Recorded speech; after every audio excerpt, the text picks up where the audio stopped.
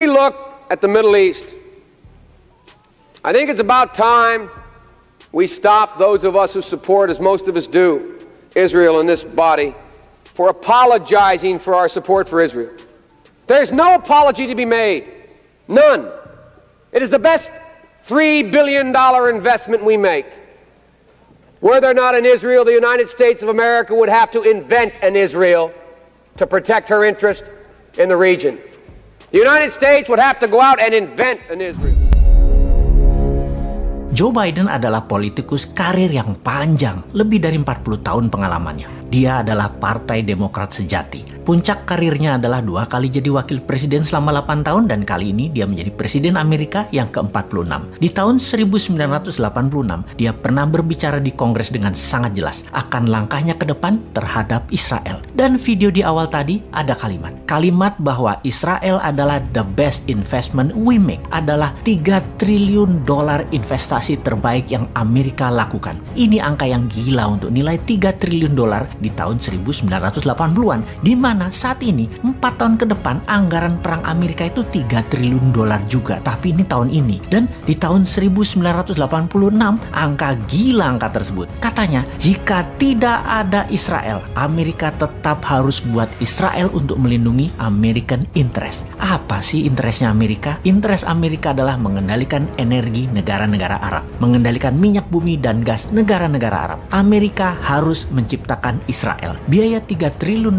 atau 3.000 billion atau kalau APBN Indonesia saat ini 150 billion membangun Israel yang hanya sebesar Pulau Madura, investasinya 20 kali APBN Indonesia sekarang ini. Ini anggaran mulai di tahun 1980-an. Semua ini adalah bagian dari petrodolar Amerika yang melepas jaminan emas sebagai underlying cetak dolar. Menjadi underlyingnya oil atau minyak di Timur Tengah, negara Israel, industrial military complex, dan hutang negara pihak ketiga. Ini semua terjadi di zaman Nixon di tahun 1971. Setelah momen inilah Amerika menjadi negara superpower dengan menciptakan common enemy atau musuh bersama adalah USSR atau Soviet dengan komunisnya yang biasa disebut Blok Timur. Di tahun 1989 diawali dari Afghanistan yang tentara mujahidinnya adalah ciptaan Amerika, mengalahkan Soviet keluar dari Afghanistan menjadikan Amerika berkuasa atas energi di Timur Tengah secara komplit hingga batasan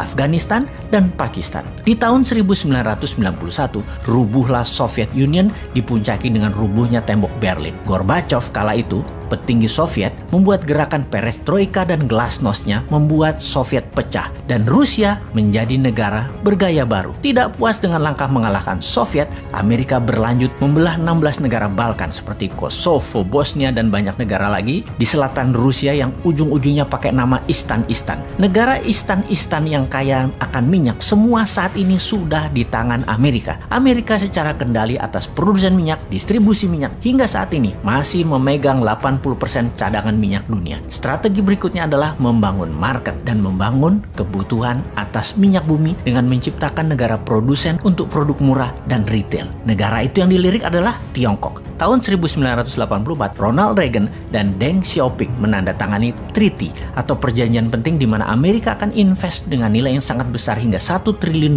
dengan mensyaratkan demokrasi masuk Tiongkok. Deng Xiaoping mengambil keputusan berani akan mengadopsi demokrasi dalam kurun waktu 40 tahun sejak perjanjian tahun 80-an itu. Di mana kira-kira tahun 2020 inilah harusnya Tiongkok sudah menggunakan prinsip demokrasi di beberapa pemilihan kepala daerah. Oke, kita lompati sebentar. Yang didemokratisasi oleh Xi Jinping saat ini adalah demokratisasi talent. Oke, apa itu demokrasi talent? Kita bahas di lain kesempatan ya. Sebentar, kita kembali ke serangan tidak berperi kemanusiaan di ujung Ramadan dari pasukan Israel yang sejauh ini Amerika menganggap tidak masalah, di mana seluruh dunia tidak perlu beragama Islam untuk mengatakan apa yang Israel lakukan terhadap jamaah di Masjid Al-Aqsa adalah tindakan inhumanity atau tindakan biadab, tidak berperi kemanusiaan. Kita, kaum Newman menentang semua tindakan tidak berperi kemanusiaan tersebut dan melawan. Bagi kaum Newman yang sebel adalah tembakan-tembakan setelah kejadian penyerangan yang terjadi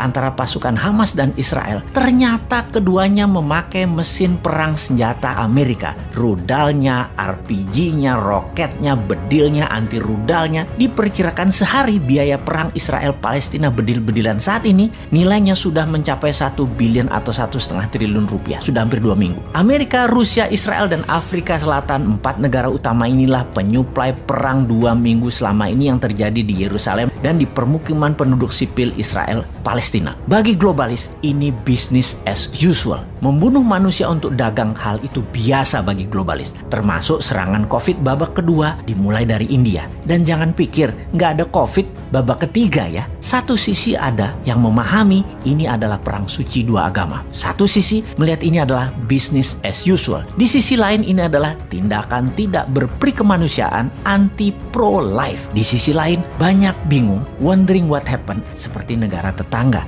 Sehingga keputusannya salah terus untuk kemajuan bangsa dan negaranya yang dikelolanya.